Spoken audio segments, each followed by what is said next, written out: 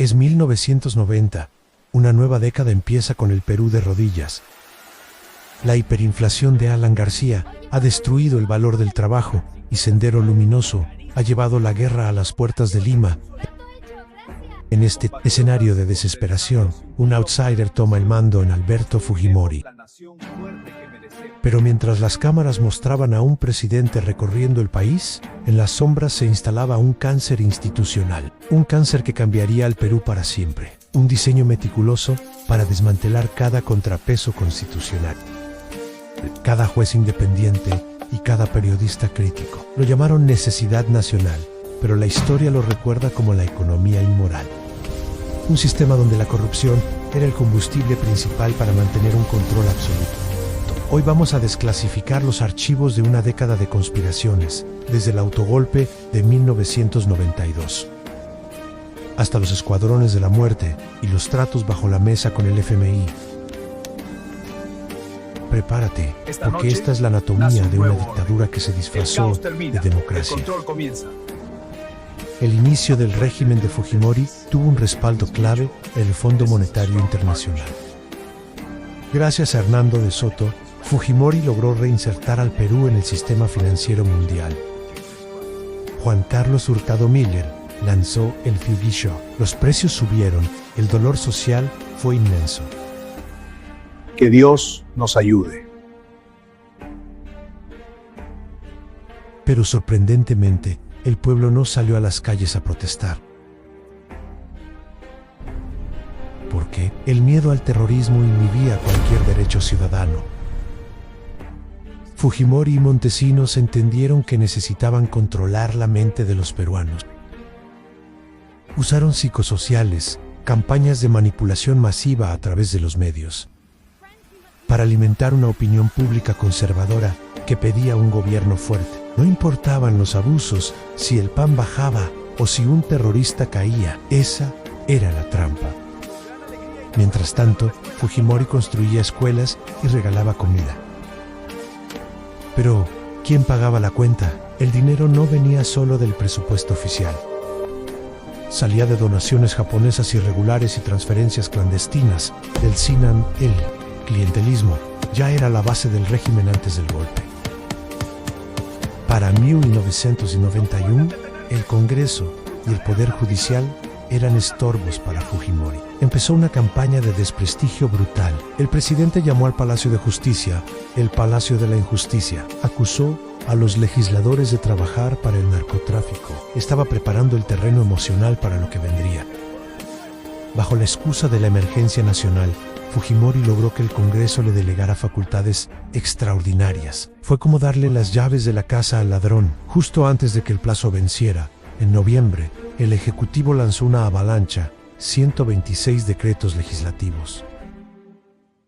Muchos de estos decretos sobrepasaban la ley. Privatizaciones de empresas estatales clave, recortes de derechos laborales y medidas de seguridad que cercenaban la autonomía de las universidades. El Congreso intentó reaccionar, rechazando decretos como el 743 y el 746, que creaban un sistema de defensa nacional controlado exclusivamente por el SINAM, pero Fujimori ya no escuchaba. Los acusó de obstruccionistas. El choque de poderes era inevitable. Domingo, 5 de abril de 1992, a la noche que el Perú se detuvo. Mientras los peruanos escuchaban el mensaje grabado de Fujimori, disolviendo el Congreso, los tanques del general Valdivia tomaban las calles. Un secuestro nacional. Periodistas y políticos fueron detenidos. Las oficinas del Poder Judicial fueron clausuradas por 20 días. ¿Sabes qué pasó en ese tiempo? Los archivos del Palacio de Justicia y del Ministerio Público desaparecieron.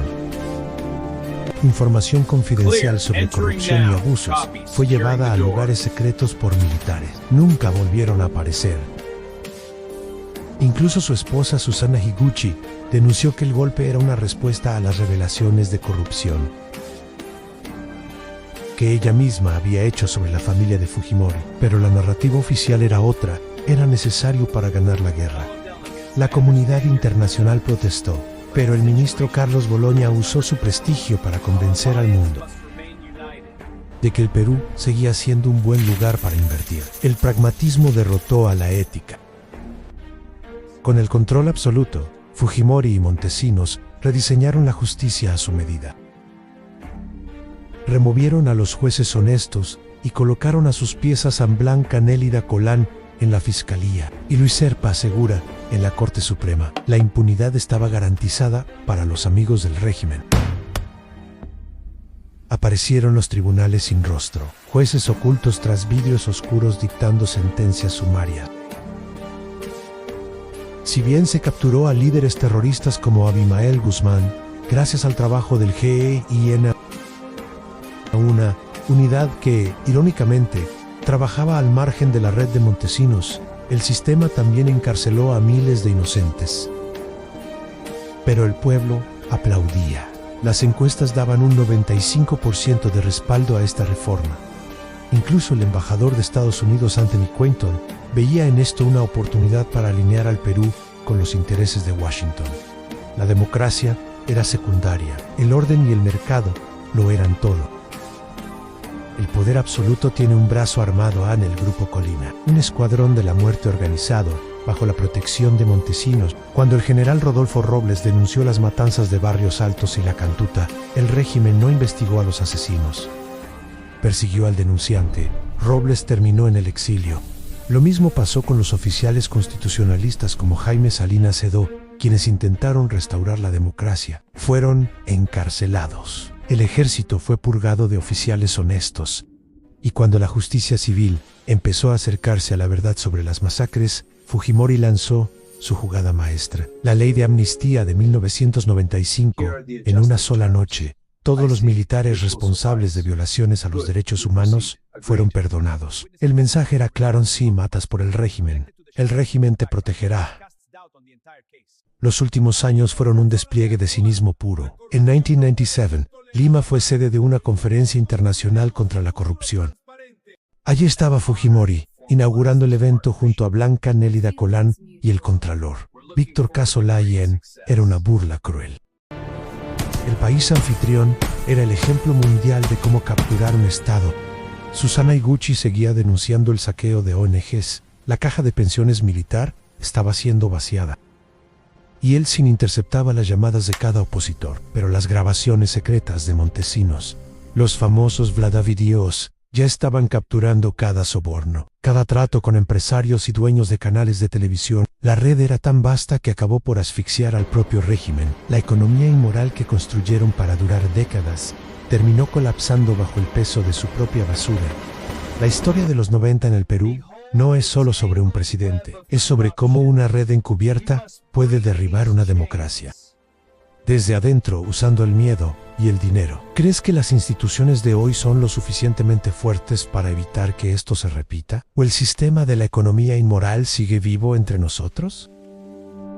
Si quieres que sigamos desclasificando la historia de la corrupción en Latinoamérica, suscríbete y activa las notificaciones. Tu apoyo nos permite seguir investigando. Déjanos en los comentarios qué otro capítulo de la historia peruana deberíamos contar.